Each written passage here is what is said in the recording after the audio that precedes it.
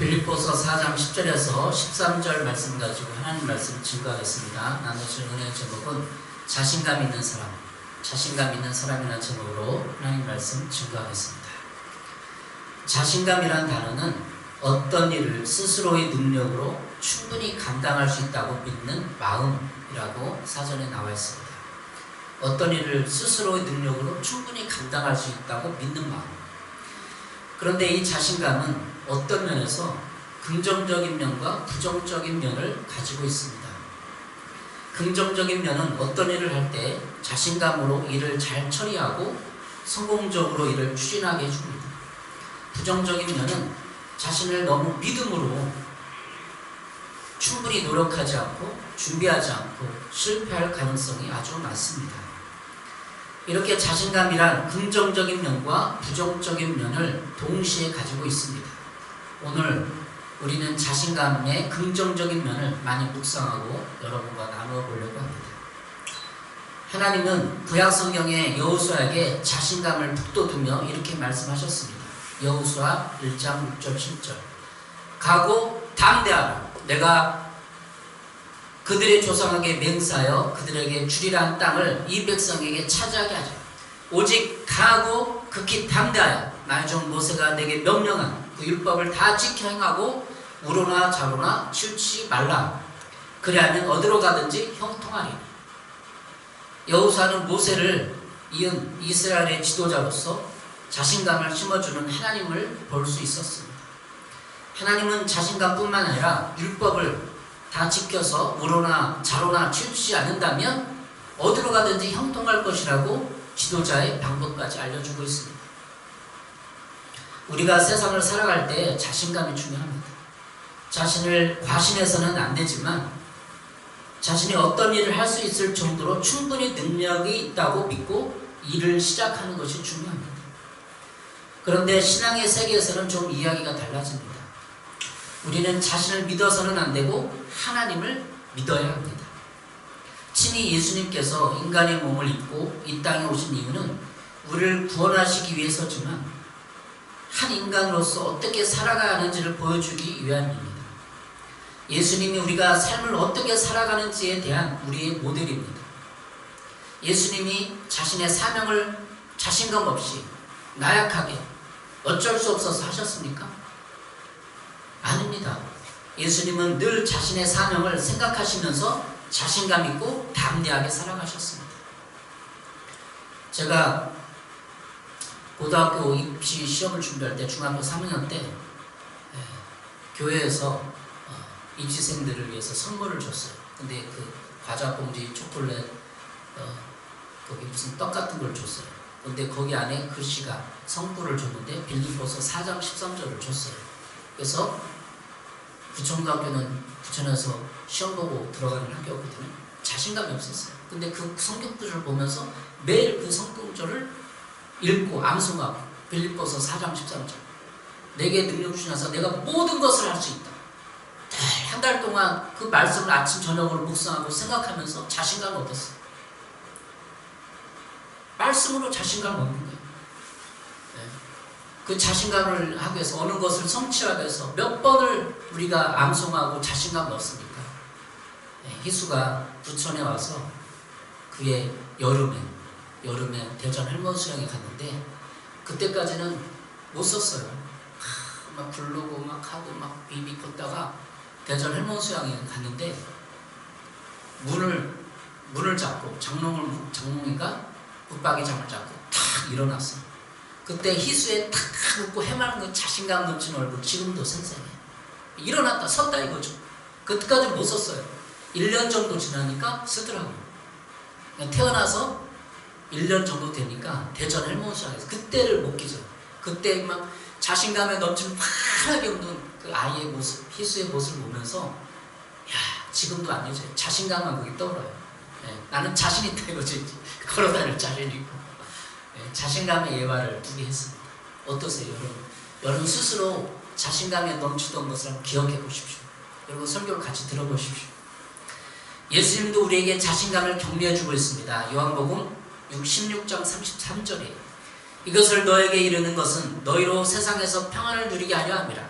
세상에서는 너희가 환난을 당하나 담대하라. 내가 세상을 이겼노라. 자신감 좀 넘치죠. 담대하라. 내가 세상을 이겼다.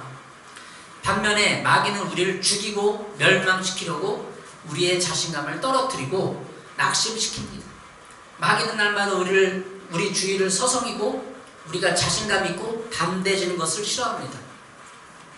그냥 나약하고 낙심하고 지치고 쓰러져 죽길 원하죠.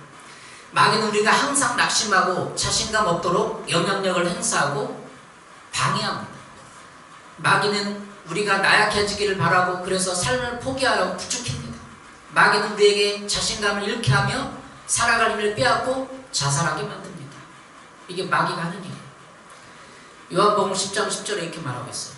도둑이 오는 것은 도둑질하고 죽이고 멸망시키는 것뿐이요 내가 온 것은 양으로 생명을 얻게 하고 더 풍성히 얻게 하려는 것이다. 요한복음 10장 10절. 마귀가 도둑입니다. 요한복음 10장 10절에 도둑이 오는 것이 도둑이 마귀예요. 마귀는 우리의 마음을 빼앗고 우리의 시간과 에너지를 도둑질합니다. 그래서 결국은 우리를 죽음에 이르게 합니다. 어떻게 해서요? 우리의 자신감을 빼앗아 버립니다.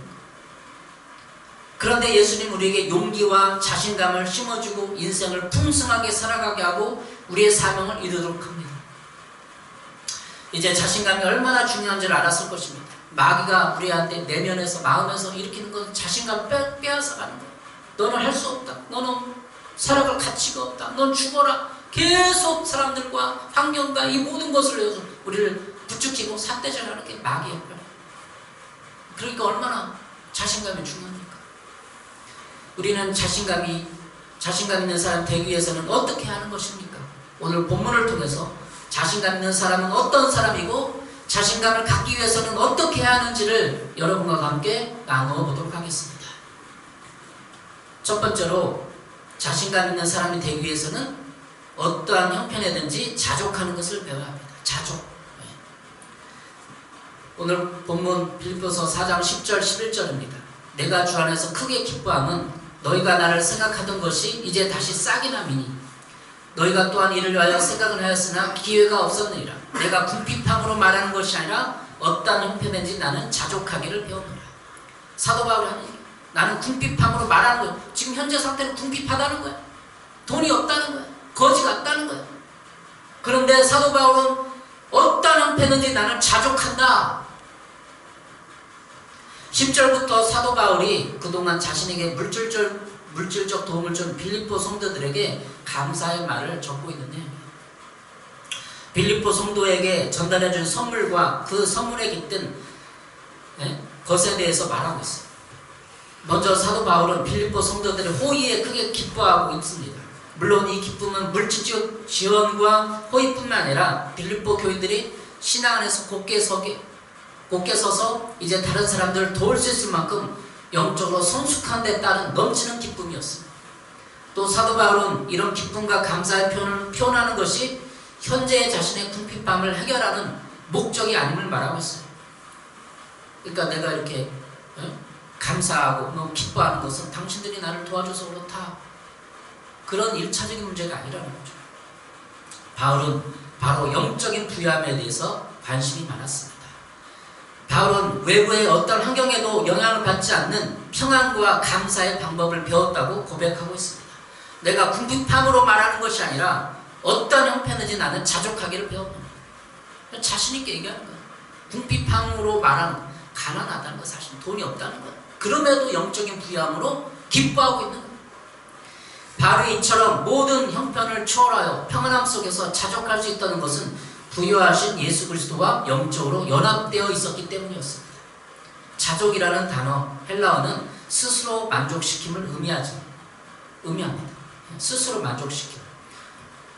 인간 스스로의 노력에 의한 자기 만족이 아닌 이것은 그리스도에 인한 만족과 풍성함을 의미합니다.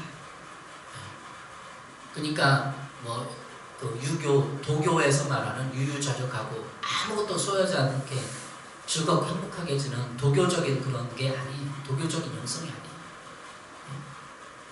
궁핍하지만 그리스도로 인한 예수 그리스도에는 만족과 풍성함을 누리고 있다는 거죠. 고린도후서 9장 8절입니다. 하나님이 능히 모든 은혜를 너에게 넘치게 하시나니 이는 너희로 모든 일에 항상 모든 것이 넉넉하여 모든 착한 일을 넘치게 하려 하십니다. 빌립보서 1장 21절이에요. 이는 내게 사는 것이 그리스도니 죽는 것도 유익함이라. 내게 사는 것이 그리스도라는 말은 그리스도의 뜻을 행하기에 그리스도의 생각과 의도를 가지고 내가 생활한다는 거예요.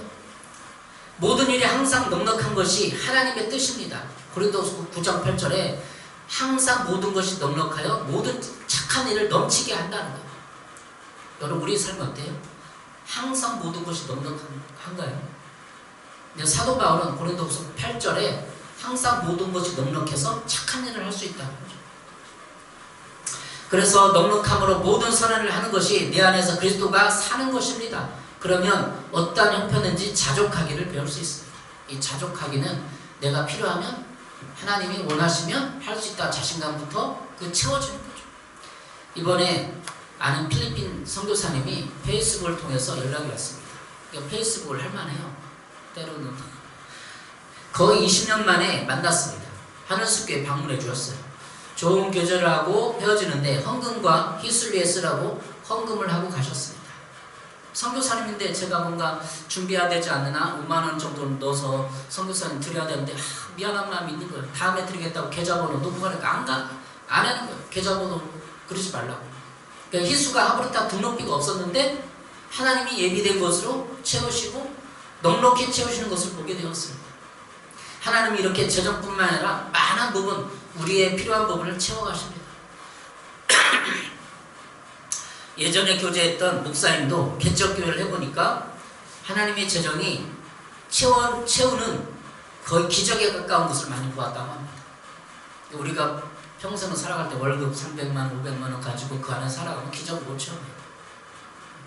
그냥 개척교회 장점은 하나님의 기적을 채워갈 수 있는 거예요. 이번에 희수 하브르타 등록비 10만원 또 선교사님이 채워주신 하나님을 통해서. 여러분의 형편이 어떠하십니까? 하나님을 섬기며 예배드리고 예수님을 주님으로 모신 분들 모두는 하나님의 일하심을 볼 수 있습니다. 어떤 형편이든지 하나님은 우리의 필요를 채우시고 돌봐주시고 보호해 주십니다. 여러분도 항상 신앙생활 하면서 어떤 형편이든지 자족하는 사람으로 자신감을 회복하시길 바랍니다. 두 번째로 어떤 환경에서든 적응할 수 있는 비결을 배우는 것입니다. 어떤 환경에서는 적응할 수 있는 비결이 있습니다. 12절입니다. 나는 비천에 처할 줄도 알고 풍부에 처할 줄도 알아. 모든 일 곧 배부름과 배고픔과 풍부와 궁핍에도 처할 줄 아는 일체의 비결을 배웠노라. 12절이죠. 우리는 신앙을 가지면 풍족하고 배부르고 성공적인 상황만 벌어질 것이라 생각합니다. 그러나 그렇지 않습니다. 믿음 생활은 우리를 100% 성공적인 삶을 보장해 주지 않습니다. 단지 신앙생활은 어떤 상황이든 힘주시고 적응할 수 있는 용기와 담력을 줍니다. 우리는 비천에 처할 줄도 알아야 하고 배고픔과 궁핍에도 처할 줄 알아야 합니다. 신앙생활하면서 그 생활을 좋다고 강요하는 것이 아닙니다. 신앙생활, 믿음생활은 맨날 가난하고 찌들고 궁핍해야 된다. 그게 아니에요. 단지 신앙은 그런 상황 가운데서도 그 상황을 이겨낼 수 있는 힘과 지혜, 용기를 주시는 것입니다. 그것을 인내하고 나면 때가 되면 그 상황 가운데서 하나님은 간증하게 하시고 높여주십니다. 이러한 상황을 이긴 사람 중 대표적인 예가 창세기 요셉입니다. 창세기 50장 20절 21절 당신들은 나를 할애하였으나 하나님은 그것을 성으로 바꾸사 오늘같이 많은 백성의 생명을 구원하게 하시려 하셨나니 당신들은 두려워하지 마소서 내가 당신들과 당신들의 자녀를 기르리이다 하고 그들은 간곡한 말로 이루하였더라. 요셉의 말이에요. 요셉이 형들에게 하는 말이에요. 당신들은 나를 옛날에 죽이려고 했어. 죽이려고 가뒀고 팔았잖아. 근데 하나님은 많은 백성을 가뭄에 떨고 있는 애굽 백성과 여러분을 다 살리기 위해서 미리 나를 애굽으로 보내서 거기서 국무총리가 되게 했어. 이런 간증을 하는 거예요. 여러분도 그런 간증이 있을 거예요.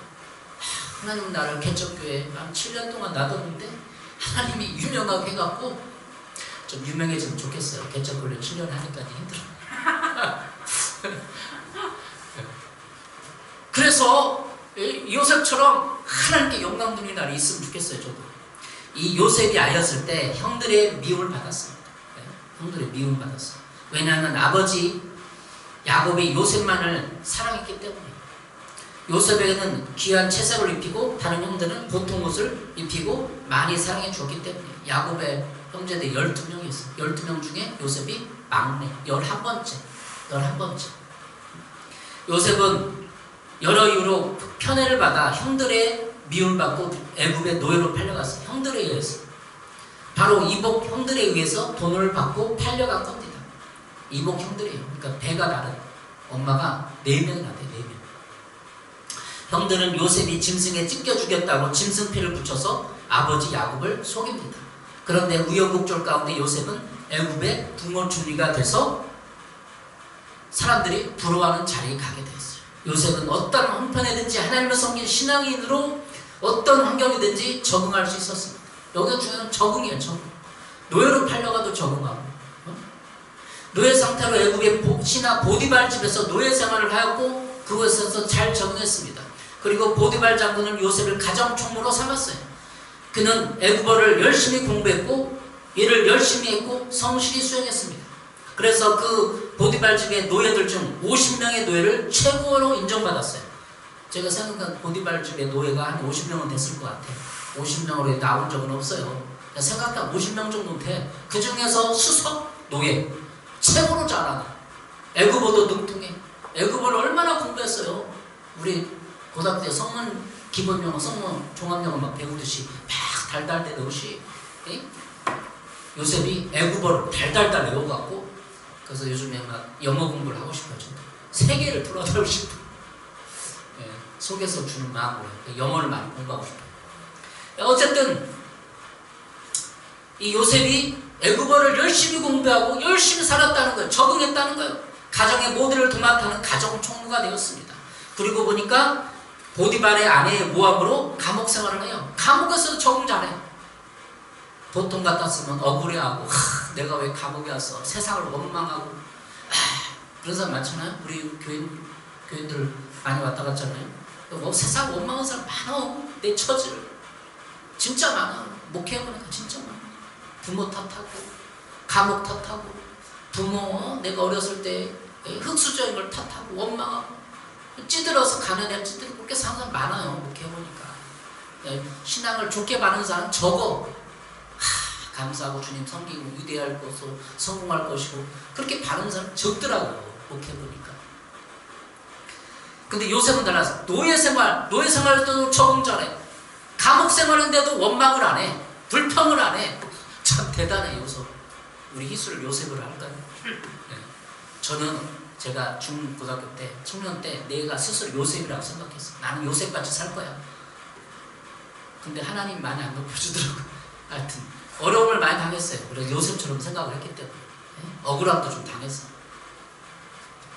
애굽의 일종의 정치범 수용소에서 그는 요셉은 열심히 적응하고 성실히 공부하고 열심히 정직하게 살았어요. 그래서 감옥 간수대의 인정을 받고 그곳에서도 유명해졌습니다. 그때 왕은 채찍근 술 맡은 관원장, 떡 굽는 관원장의 꿈을 해석해주면서 국무총리의 자리에 오르게 되었어요. 기가 막혀요. 이것도 드라마. 창세기 읽어보서 얼마나 기가 막히게 재밌는지 몰라요. 이런 요셉의 인생 스토리에서 우리가 그가 어떤 형편이었는지 하나님을 믿고 섬기는 마음, 믿음으로 어떤 형편인지 거기에 포기하고 낙심한 것이 아니라 하나님이 주신 꿈을 가지고 열심히 적응하며 살아간 것을 볼 수 있습니다. 오늘 본문 12절 말씀이 꼭 구약 성경에 요셉을 두고 하는 얘기 같아요. 아주 딱 맞는 말씀이에요. 나는 비천에 처할 줄도 알고 풍부에 처할 줄도 알아. 모든 일에 배고픔과 배부름과 배고픔과 풍부와 궁핍에도 처할 줄 아는 일체의 비결을 배웠노라. 하나님은 우리 인생길에 때로는 배고프게 하고 비천에 처하게 그런 만드는 상황도 있어요. 그걸 인정해야 되는 거예요. 요셉처럼 감옥에도 가고 김종만도 무시를 많이 당했어요. 이런저런 이유. 그렇지만 하나님 높여줄 것을 기대하고 바라고 믿음으로 소망으로 가는 거예요. 서명성 이렇게 말하고 있어요. 나는 비천하게 살 줄도 알고 풍족하게 살 줄도 압니다. 배부르거나 굶주리거나 풍족하거나 궁핍하거나 그 어떤 경우에도 적응할 수 있는 비결을 배웠습니다. 비결이 있다는 거예요. 어떤 경우에도 적응할 수 있는. 여러분 그런 걸 배워야 돼요. 나를 낮추는 상황에서 내 자존심이 뭉개져도 참고 인내하고 비결을 배워야 돼요. 그 비결은 신앙이잖아요. 세 번째로 주 예수님 안에서 모든 것을 할 수 있는 자신감을 가지라는 거예요. 주 예수님 안에서 13절 내게 능력 주니 안에서 내가 모든 것을 할 수 있느니라. 13절에 드디어 자신감에 대해서 말하고 있습니다. 내가 모든 것을 할 수 있다고 선포하고 있습니다. 내가 모든 것을 할 수 있다는 것은 어떻게 보면 인간의 욕심이고 과욕입니다. 과욕, 과도한 욕망이라는 거죠. 나는 모든 것을 할 수 있어. 그건 과욕이에요. 과신이죠. 그런데 내게 능력 주신 자 안에서 다시 말하면 주님은 능력 안에서, 주님의 능력 안에서 모든 것을 할 수 있다는 것이 기독교인의 자신감입니다. 우리가 누구 안에 있는가가 중요합니다. 내 욕망과 생각에 잡혀있으면 내 안에 있는 것입니다. 내 주변의 사람의 의견에 잡혀있으면 그 사람 안에 있는 것입니다. 내가 주님의 마음과 생각, 뜻에 잡혀있으면 주님 안에 있는 것입니다. 주님 안에 있으면 모든 것을 할 수 있다는 자신감이 생깁니다. 그래야만 내가 무엇인가를 할 수 있습니다. 자신감이 있어야만 삶을 아름답게 선을 행하면서 살 수 있습니다. 기독교 사역도 교회 사역도 주님 안에서 모든 것을 할 수 있다는 자신감이 있어야 합니다. 하나님은 때로는 우리를 훈련시키기 위해서 우리가 실패하는 시간, 낙심하는 시간을 허락하십니다. 우리가 우리 자신을 의지하면 질 수밖에 없고 실패할 수밖에 없는 것을 많이 경험하게 됩니다. 모세의 인생도 그랬습니다. 모세의 인생은 실패자였습니다. 그는 살인자였습니다. 쫓겨났습니다. 애굽에서 쫓겨나서 광야에서 40년을 살았습니다. 그러나 그가 자기 자신을 의지하지 않을 만큼 내버려 두다가 80세가 되었어야 하나님은 그를 부르셨습니다. 그가 자신을 의지하지 않고 하나님만을 의지할 정도로 노인이 되어서 힘이 다 빼고 나약해졌을 때 그를 쓰셨습니다. 우리 인생도 마찬가지입니다. 지금을 살아가는 모든 그리스도인도 마찬가지입니다. 우리가 세상에서 살아갈 때 때로는 자신을 너무 과신해도 넘어지고 실패하기도 합니다. 그러나 주님이 주신 자신감 가운데, 평안함 가운데 우리는 무엇이든지 할 수 있습니다. 문제는 우리가 주님 안에 있는가 아니면 내 자신을 의지하면서 주님에서 떠나 있는가의 문제입니다. 마귀는 우리에게 자신감을 빼앗아갑니다.